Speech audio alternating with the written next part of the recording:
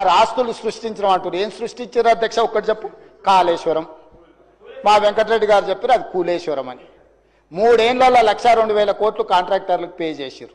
మొదటి 5 సంవత్సరాలు ఒక ఆయన మంత్రి, 5 సంవత్సరాలు ఇంకొక ఆయన మంత్రి. ఆ శాఖకు ఇద్దరు కలిసి పోటీలు పడి మొత్తం వాళ్ళు ఇంజనీరు, సైంటిస్టు, డాక్టరు, లాయరు, ఒకటి గోవింద సినిమా ఉంటుంది. వాళ్ళ ఇంటి నిండా ఫోటోలు ఉంటాయి. డాక్టర్గా, లాయర్గా, ఇంజనీర్గా, సైంటిస్ట్గా.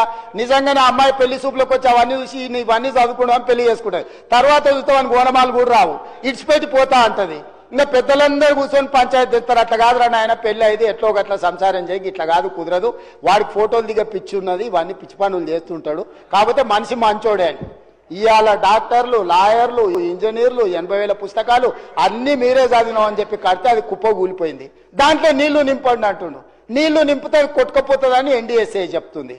నీళ్లు నింపి కొట్టుకపోతే చూసినా కాంగ్రెస్ వాళ్ళు మేము కడితే కూలింది ఇప్పుడు వీళ్ళు కొట్టుకపోయేటట్టు చేసిరని మమ్మల్ని బద్నాం చేయాలని కంకణం కట్టుకొని తిరుగుతారు. 5 మంది రిటైర్డ్ చీఫ్ ఇంజనీర్లతో వాళ్ళే కమిటీ వేసారు కూలేశ్వరాన్ని ఎక్కడ కట్టాలని. ఈడ కడితే గ్యారెంటీగా కూలిపోతుంది, ఇది మాత్రం వద్దని వాళ్ళు వేసుకున్న రిటైర్డ్ తెలంగాణ ఇంజనీర్లు నివేదిక ఇచ్చారు.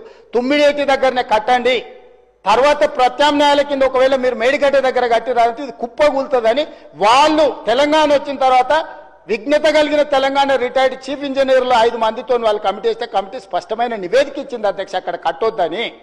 కానీ భరితెగింపుతోనే అక్కడ కడితే అది కూలిపోయింది. ప్రజల క్షమాపణ చెప్పి తప్పు జరిగింది ఏం చేద్దామని అడగకుండా ఇంకా బుకాయించే పని. Subscribe us and press the bell icon for more interesting updates.